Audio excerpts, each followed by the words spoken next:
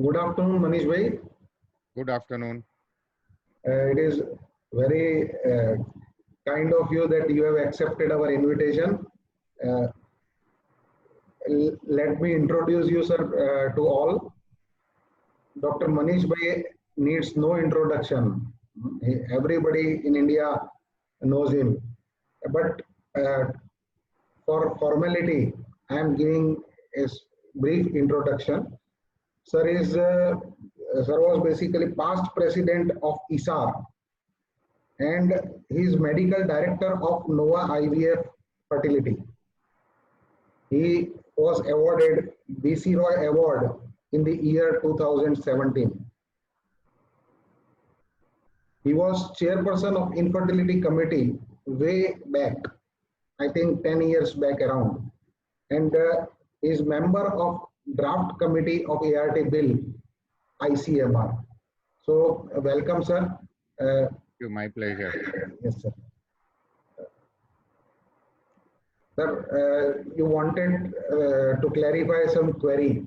So my interest has always been infertility and ART. And yes, sir. today I think something which all ART specialists are struggling is how do you interpret the PCPNDT Act vis-a-vis ART practice?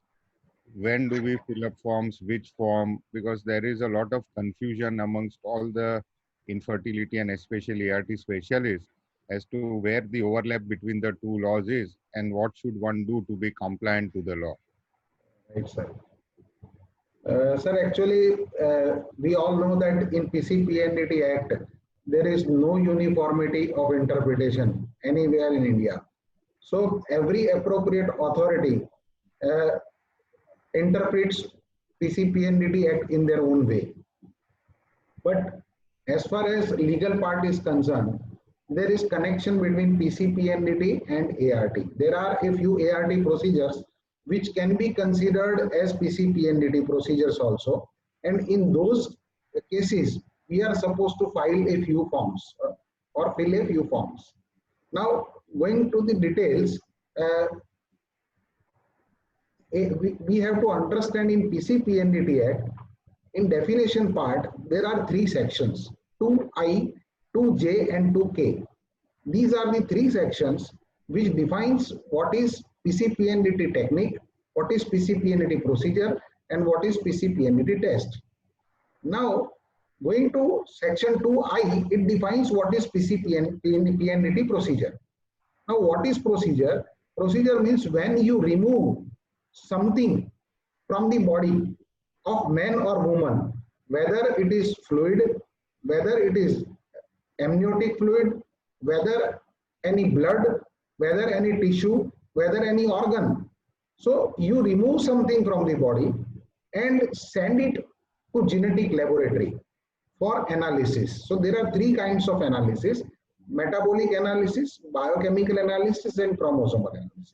So if you remove something from the body and send it to genetic lab for analysis, and if from that analysis sex selection or sex detection is possible, then it is considered as PCPNDT procedure. So as far as our understanding is concerned, in follicular study, we are not removing anything. So it is not a PCPNDT procedure. So no form is required to be filled. Same way, when we do ovum pickup, we remove ova from the body, but we do not send it to any genetic laboratory for any kind of analysis. So it is also not a procedure, PCPNDT procedure. Same way in embryo transfer, we are only transferring the embryo in the uterus. We are not doing any kind of test on that embryo. So after making embryo, we are only transferring it. So that is also not a PCPNDT procedure. But as far as PGD and PGS, that is now different names have come, PGA or PGM. Yeah, PGA and SR. So in these cases, we take embryo biopsies. So when we take embryo biopsy, and we send it for analysis to the laboratory. And it is possible that laboratory may detect sex through that biopsy. So suppose NIPT. So again NIPT, we take blood from the pregnant lady, and through that blood we can know the chromosomes, sexual chromosomes of fetus, that whether it is male or female. So it is possible to detect sex of the fetus. So whenever we do something, some analysis through which sex can be determined or sex can be selected, then it is considered as PCPNDT procedure. So PGD, PGS, that is embryo biopsies, and NIPT, these are considered as PCPNDT procedures.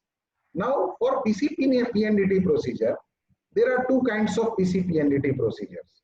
One, which are done under sonography guidance, and second, which are not done under sonography guidance. So, if procedure is done under sonography guidance like amniocentesis, chorionic villus biopsy, fetoscopy, or fetal skin biopsy, so we are supposed to fill form F, and all four sections are to be filled A, B, C, D. And simultaneously for invasive technique, we are supposed to fill form G, that is consent for invasive procedure. For NIPT and embryo biopsies, we are supposed to again fill form F and form G. And in form F, as these procedures are not under sonography guidance, we are supposed to fill only section A, C, and D. B section is not supposed to be filled. And form G, again consent is to be taken. So only NIPT and embryo biopsies, PGD, PGS, chorionic villus biopsy, amniocentesis, these are invasive procedures. Ovum pickup, follicle study, embryo transfer, IUI, these are not PCPNDT procedures. So we are not supposed to fill any kind of forms in this procedure. Now, when we go for audit in different cities, we find that in Pune, they demand even filling form for follicular study. In Delhi, there are 5 zones, and in all 5 zones, the interpretation is different. Somewhere they ask to fill form D, E, and F, all forms for ovum pickup and embryo transfer. So there is no uniformity at all, and there is the need to take up this issue and make the implementation of PCPNDT at uniform all over India. There is need to teach even appropriate authorities that what is PCPNDT procedure. I think this is a very valid point because all ART practitioners want to be compliant with the law. Yes. No one wants any kind of sex selection or determination. Yes. It is only the right guidance and uniformity that everyone is looking for. Yes, sir. Very true. So hope, sir, I'm clear. Jitendra, as always, you are crisp and clear because I have known you since your postgraduate days in the medical college. And one thing which I have always liked about you is very much clarity of thought, very forthright in your opinion, and honesty and sincerity in your work. And I'm sure these qualities will go a long way. I wish you all the very best, and I am sure that you will get the opportunity to serve Foxy as its vice president. I really look forward to have you as our leader in this organization. Thank you, sir. I am blessed, sir. Thank you. Thank you very much. Always best of luck.